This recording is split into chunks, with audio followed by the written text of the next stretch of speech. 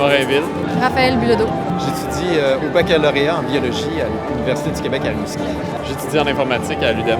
Je m'appelle Marie, je suis en sciences humaines à André-Laurando. Donc pour moi, les prêts et bourses payent en prêt les frais de scolarité. Puis je paye mon loyer puis ma bouffe en travaillant puis avec l'aide de mes parents. Oui, effectivement. Je suis endetté. Là, j'ai souscrit au programme de prêts et bourses du gouvernement. Donc, effectivement, je vais être endetté à la fin de mes études. Je compte faire des études supérieures, fait que forcément, ça va probablement mettre en doute ma décision. Je suis tellement endettée en ce moment que c'est vrai que ça ne fera pas nécessairement une grande différence. Je travaille, mes parents m'aident un peu, ils payent mes livres. Puis moi, je paye le reste, là, je travaille à temps partiel. Si les prêts augmentent pas, moi, je pourrais juste plus, tout simplement. Puis tu sais, je me considère pas comme quelqu'un de particulièrement pauvre, là. Puis pourtant, si vraiment la hausse passe puis que j'arrive là, mettons qu'avec 1 625 $ de hausse, ça marcherait plus.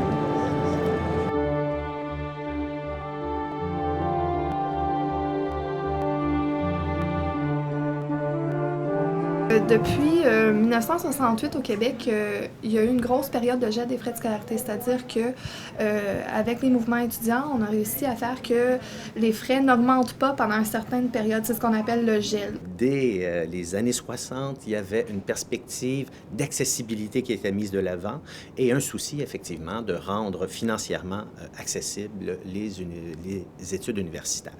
Alors, depuis lors, il y a eu, à quelques occasions, tentatives par les gouvernements de hausser les frais de scolarité pour s'arrimer au reste du continent, mais il y a toujours eu une pression forte sur ces intentions-là de les moduler, de les réduire, éventuellement de les geler. Dans les dernières années, le gouvernement Charest a annoncé des hausses de frais de scolarité assez importantes. Depuis 2010, on nous annonce que les frais vont être dégelés. Encore une fois, ce qu'il faut comprendre, c'est qu'en 2007, les frais avaient déjà été augmentés de 30 %. Et là, dans le nouveau budget du gouvernement, on nous a annoncé une nouvelle hausse qui serait de 75 %, donc 325 $ par année. Ce qui fait que depuis le dégel des frais de scolarité, la facture des étudiants aurait augmenté de 143 %. Donc, c'est énorme.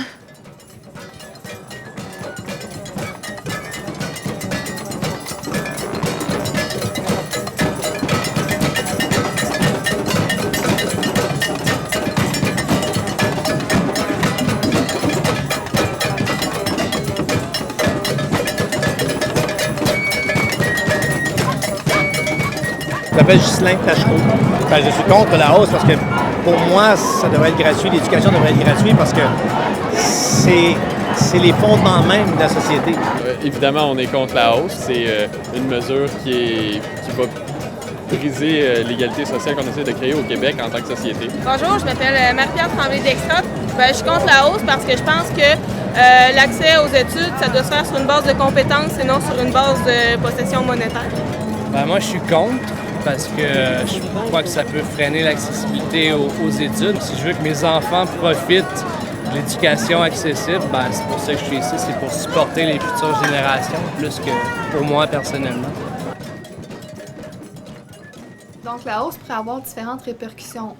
Une des répercussions, c'est que certains étudiants vont se dire « je n'ai pas les moyens d'aller à l'université, point ». Ils ne s'inscriront pas et vont s'orienter dans d'autres domaines qui ne nécessitent pas une formation universitaire. Les étudiants et étudiantes qui anticipent ou appréhendent un endettement très important, par exemple au-dessus de 20 000, de 25 000 ou de 30 000 $ pour un parcours universitaire relativement court, c'est-à-dire l'obtention d'un baccalauréat, peut-être d'une maîtrise, vont y penser à deux fois avant de s'inscrire à l'université. I'm very lucky for being from the kind of the bottom of the lower class.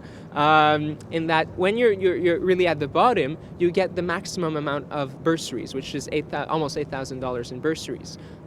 So I get a good deal. I have nothing to complain about. But the way it's structured now, it's people in the middle class or even people upper class where they have family problems, which kind of fall into the cracks because not everyone is at least guaranteed enough loans. So as long as the IFO will increase funding for people from the bottom, then I'll be still able to access university. They'll probably will do it for the poor. For the middle class, so that's probably not going to happen, and they're the ones who are going to have problems.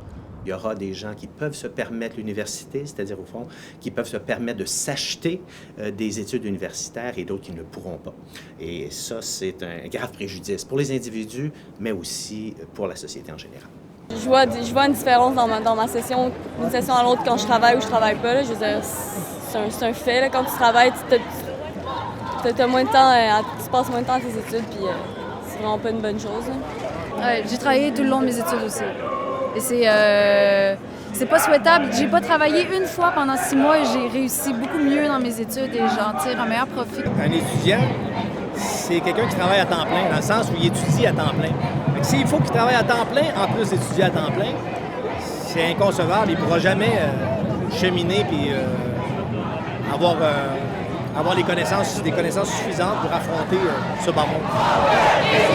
On veut pas s'endetter, on veut étudier, on veut pas s'endetter, on veut étudier, on veut pas s'endetter, on veut étudier, on veut pas s'endetter, on veut étudier, on veut pas s'endetter, on veut étudier, on veut pas s'endetter, on veut étudier. Dans les médias en ce moment, ce que le gouvernement libéral essaie de nous faire comprendre, c'est qu'au Canada anglais et aux États-Unis, on paye plus cher, alors que c'est les 2 pays où ça coûte plus cher au monde étudié. Si on compare avec les pays de l'OCDE, on est un petit peu en haut de la moyenne des pays de l'OCDE, donc tout à fait normal. Donc dans les pays scandinaves, l'éducation est complètement gratuite, puis tout le monde a une bonne éducation, tout le monde peut y accéder. Il faut s'ouvrir les yeux puis regarder partout sur la planète qu'est-ce qui se passe et non juste en Amérique du Nord. Jean-Martin Hostan, je suis le député de Nicolet-Yamaska et le chef d'Option nationale.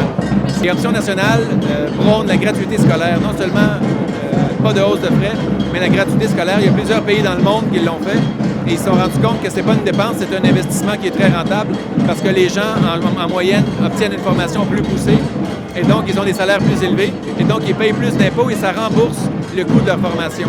Donc, quand on a une vision à long terme de l'économie du Québec, il faut être en faveur de la gratuité scolaire. L'imposition des entreprises privées, les ressources minières, ça serait plein de solutions qui pourraient générer beaucoup plus de revenus, puis ça ne serait pas juste profitable pour les étudiants, mais pour toute la société, à mettre dans la santé, dans l'éducation, dans les services publics, n'importe quoi. Ça serait bon pour tout le monde. Jamais ne sera vaincu, un peuple instruit.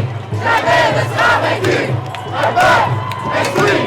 Jamais ne sera vaincu, un peuple instruit. Jamais ne sera vaincu, un peuple instruit. Jamais ne sera vaincu.